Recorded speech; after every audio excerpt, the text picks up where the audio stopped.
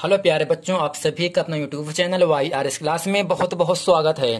तो प्यारे बच्चों, जो आज का वीडियो है ये क्लास 10th विषय हिंदी के बहुविकल्पी के कुछ महत्वपूर्ण प्रश्न हैं।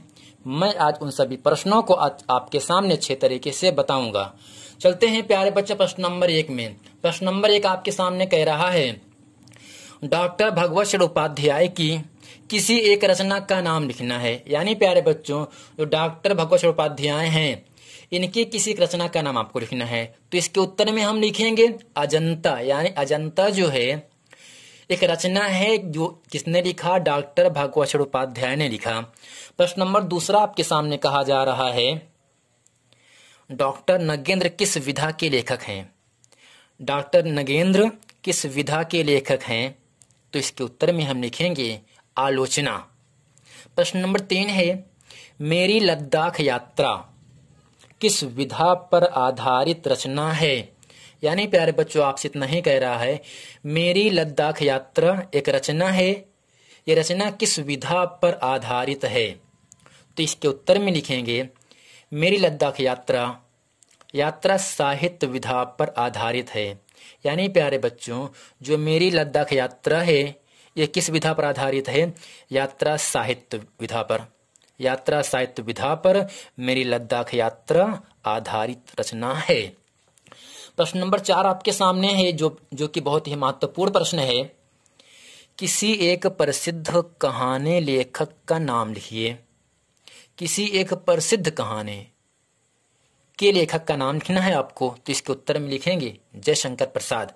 यानी प्यारे बच्चों, जयशंकर प्रसाद ये प्रसिद्ध कहानी के लेखक हैं। क्या है प्यारे बच्चों, प्रसिद्ध कहानी के लेखक कौन है, जयशंकर प्रसाद हैं।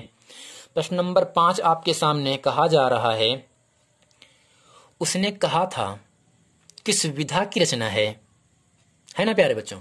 उसने कहा था किस विधा की रचना है। तो इसके उत्तर में लिखेंगे कहानी।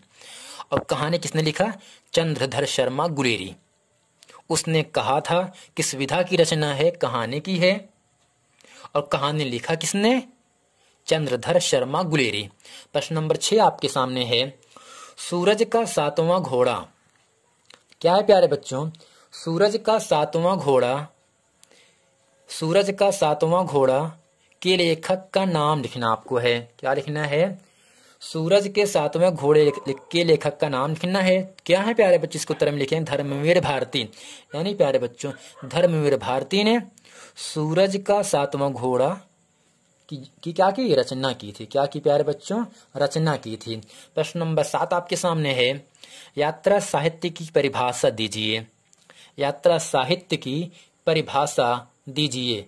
तो इसके उत्तर में लिखेंगे, जब कोई लेखक का मतलब रचना करने वाला, जो किताबों को लिखता है ना, जो पाठों को लिखता है, जो लेसन को लिखता है।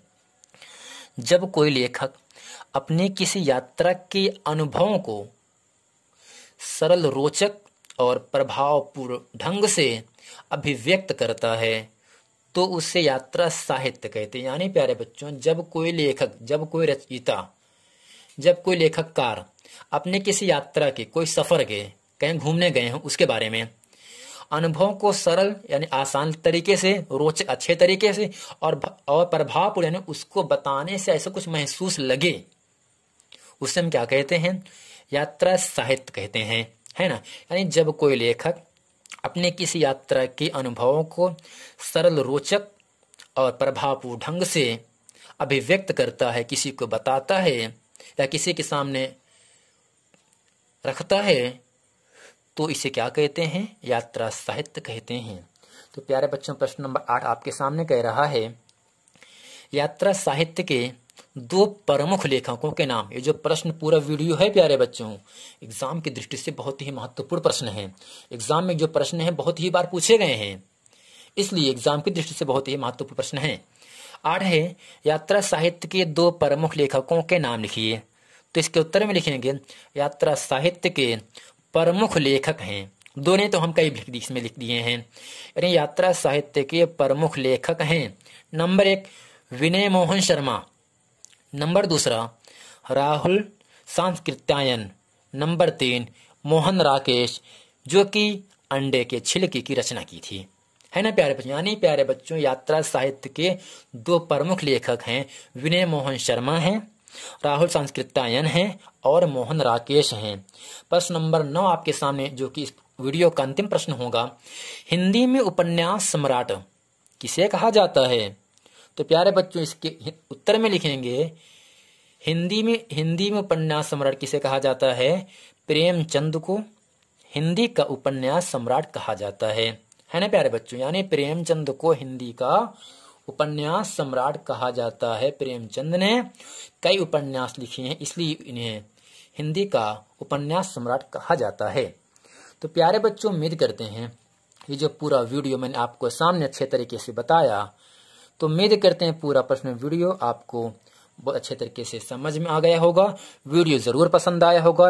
यदि वीडियो पसंद आए तो वीडियो को लाइक करें, कमेंट करें और अपने दोस्तों में खूब शेयर करें। तो प्यारे बच्चों, आपसे हम उम्मीद करते हैं यदि आपने अभी तक हमारे चैनल YRS क्लास को सब्सक्राइब नहीं किए हैं तो आप जरूर से सब्सक्राइब कर लें, ताकि आने वाला